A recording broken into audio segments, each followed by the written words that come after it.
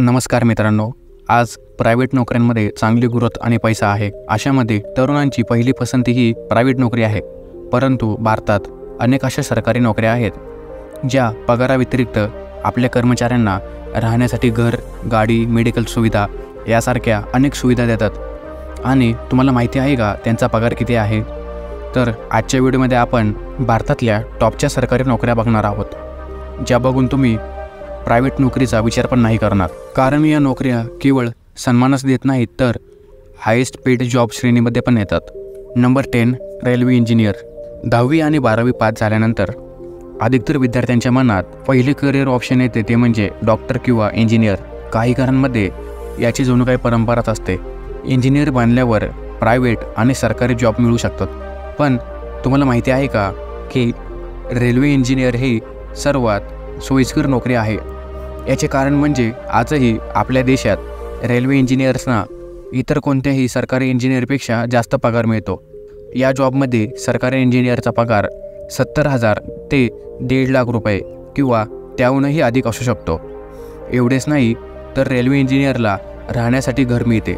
याशिवाय त्यांना आणि त्यांच्या कुटुंबियांना प्रवास भत्त्यासह इतर अनेक सुविधा मिळतात. Number 9, income tax officer. या पोस्टचे नावच तरुणांना स्वतःकडे आकर्षित करते. इन्कम टॅक्स ऑफिसर बनल्यावर तुम्हाला देशभरातील कमविणाऱ्या लोकांच्या कमाईचा हिशोब घेण्याचा अधिकार मिळतो. या जॉबमध्ये चांगलाच पगार मिळतो. या नोकरीत तुम्ही इन्कम टॅक्स इन्स्पेक्टर ते कमिशनर देखील बनू शकता. यामध्ये तुम्हाला 60,000 रुपयांपासून ते 1.5 लाख रुपयांपर्यंतचा पगार सहज मिळू शकतो. याशिवाय सरकारी गाडी, पेट्रोल, नोकरचाकर इत्यादी अनेक सुविधा मिळतात. यासाठी तुम्हाला SSL, CGL किंवा SSC ही एक्झाम क्लिअर करावी लागेल. नंबर 8, सरकारी डॉक्टर. डॉक्टरांना पृथ्वीवरचं देव म्हणतात. हेल्थ खराब झाल्यावर जेव्हा जीव धोक्यात येतो तेव्हा सर्वप्रथम डॉक्टरच आठवतात. MBBSचे शिक्षण घेतल्यानंतर ते कोणत्या हॉस्पिटलमध्ये काम करतात यावर डॉक्टरांचा पगार अवलंबून असतो. आजच्या काळात ज्या डॉक्टरांनी स्वतःची पोस्टिंग खेडेगावात केलेली आहे त्या डॉक्टरांना सरकार 25 ते 50% जास्त पगार देते. एका सरकारी सर्जन डॉक्टरला भारतात साधारणपणे 1 लाख ते 2 लाख रुपये मासिक पगार सहज मिळतो. ज्युनियर सरकारी डॉक्टरांना 50,000 ते 90,000 रुपये पगार मिळतो. डॉक्टरांच्या शिक्षणानंतर नोकरी करायची इच्छा नसली तरी खाजगी प्रॅक्टिसच्या माध्यमातून तुम्ही महिन्याला लाखो रुपये कमवू शकता. Number 7, assistant in ministry of external affairs. परराष्ट्र मंत्रालयातील सहाय्यक. या पदाच्या नावाप्रमाणे ही नोकरी मिळाल्यानंतर तुम्ही थेट परराष्ट्र मंत्रालयाशी संबंधित असतात. ही नोकरी मिळाल्यावर तुमचा आदर खूप वाढतो. या नोकरीतील पोस्टिंग नेहमी परदेशात असते. या नोकरीत तुम्हाला 1.5 लाख ते 2 लाख रुपये पगार मिळतो. यासोबतच ज्या देशांमध्ये तुमची पोस्टिंग असते त्या हिशोबाने एक्स्ट्रा अलाउन्स पण दिला जातो. एवढेच नाही तर ही नोकरी करणाऱ्यांना सरकारी घर आणि अनेक सुविधा दिल्या जातात. SSLCची एक्झाम क्लिअर करून तुम्ही ही नोकरी मिळवू शकता. नंबर 6, सायंटिस्ट म्हणजे शास्त्रज्ञ. कोणत्याही गोष्टीचा शोध किंवा इन्व्हेन्शन फक्त वैज्ञानिक करतात. जर ते नसते तर मानवाला ब्रह्मांडात घडणाऱ्या छोट्या मोठ्या घडामोडींची माहिती मिळू शकली नसती.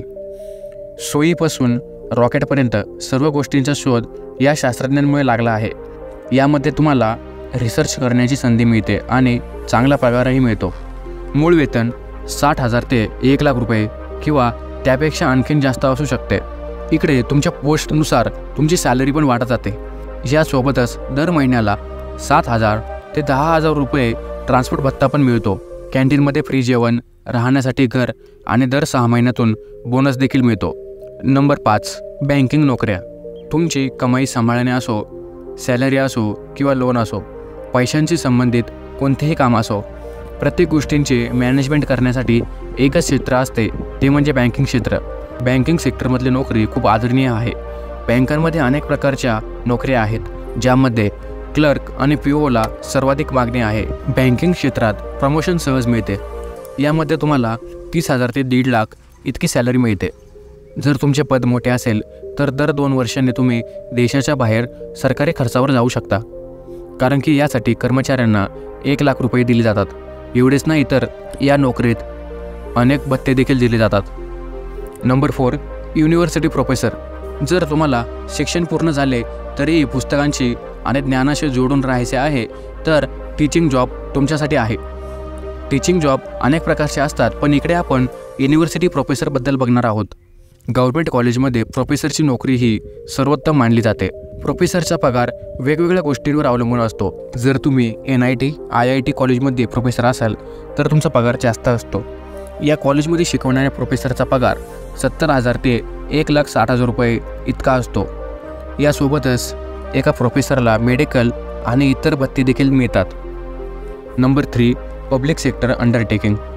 तुम्हाला माहिती आहे का, PSCL, IOC, ONGV, NHPC, NTPC यासारखे विभाग ज्यांची सेवा सामान्य लोक आपल्या दैनंदिन जीवनात रोज वापरतात, हे सर्व पब्लिक सेक्टर अंडरटेकिंग डिपार्टमेंट आहेत. या विभागात प्रवेश करण्यासाठी तुम्हाला इंजिनियर असणे अनिवार्य आहे. यामध्ये तुम्ही गेट म्हणजे ग्रॅज्युएट ॲप्टिट्यूड टेस्ट इन इंजिनिअरिंगची एक्झाम क्लिअर करून जाऊ शकता, किंवा BE म्हणजे बॅचलर इन इंजिनिअरिंग लेवलवरती पण दरवर्षी भरती येत राहते. ही नोकरी मिळवल्यावर तुम्ही महिन्याला 50,000 ते 1.5 लाख रुपये कमवू शकता.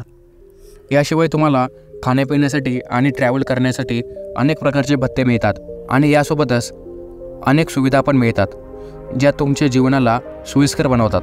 Number 2, defence services. जर तुम्हाला देशाची सेवा करण्याची इच्छा असेल तर तुमच्यासाठी डिफेन्स सर्व्हिसेसचे दरवाजे उघडे असतात. डिफेन्स सर्व्हिसेसमध्ये आर्मी, नेव्ही आणि एअरफोर्सचा समावेश होतो. या अंतर्गत येणाऱ्या सर्व पोस्ट खूप सन्मानजनक असतात. या जॉबसाठी वेगवेगळ्या प्रकारच्या परीक्षा घेतल्या जातात आणि वेगवेगळ्या पदांची नियुक्ती केली जाते. NDA आणि CDS यासारख्या एक्झाम क्लिअर केल्यानंतर तुम्ही डायरेक्ट ऑफिसरच्या रँकवरती जॉईन होतात, ज्यांचा पगार 50,000 ते 2.5 लाख रुपये इतका असतो. या जॉबमध्ये प्रमोशन पण खूप मिळते. यासोबतच अनेक प्रकारच्या भत्त्यांसोबत अनेक सुविधा पण मिळतात. Number 1, Indian civil services. आपल्या व्हिडिओमध्ये इंडियन सिव्हिल सर्व्हिसेसना नंबर 1चे स्थान दिले आहे, ज्याचे कारण आहे की भारतातील सर्वात मोठी आणि सर्वात जास्त सन्मानजनक नोकरी आहे. यामध्ये IAS, IPS, IFS, IRS आणि IAS बनवले जातात. इथे नोकरी मिळवल्यानंतर तुम्ही देश चालवण्यासाठी सरकारची मदत करणारी व्यक्ती बनतात, कारण या पदावर बसलेले लोक गव्हर्नमेंट पॉलिसी बनवतात. यांची मासिक सॅलरी 56,000 ते 2.25 लाख इतकी असते. या सर्व ऑफिसर्सना बंगला, गाडी, सिक्युरिटी, ड्रायव्हर, नोकर आणि इलेक्ट्रिसिटी यासारख्या अनेक सुविधा मिळतात. आणि रिस्पेक्टविषयी तर विचारूच नका, ही देशातील सर्वात सन्माननीय आणि पॉवरफुल पोस्ट आहे. तुम्ही एखाद्या DMची मुलाखत घेऊन बघा, तुम्हाला याचा अंदाज येईल. जर तुम्हाला पण चांगला सन्मान, चांगला पगार आणि चांगल्या सुविधांचा फायदा घ्यायचा असेल तर थोडीशी मेहनत करून तुम्ही पण या नोकऱ्या मिळवू शकता. आजच्या व्हिडिओमध्ये एवढेच. तुम्हाला जर हा व्हिडिओ आवडला असेल तर व्हिडिओला लाईक करा आणि अशाच माहितीपूर्ण व्हिडिओ पाहण्यासाठी आपल्या चॅनलला सबस्क्राईब करा. आणि तुम्हाला कोणत्या विषयावर व्हिडिओ बघायला आवडेल ते आम्हाला कमेंट करून नक्की सांगा. व्हिडिओ पूर्ण बघितल्याबद्दल आणि आपला अमूल्य वेळ दिल्याबद्दल खूप खूप धन्यवाद. जय हिंद, जय महाराष्ट्र, जय श्रीराम.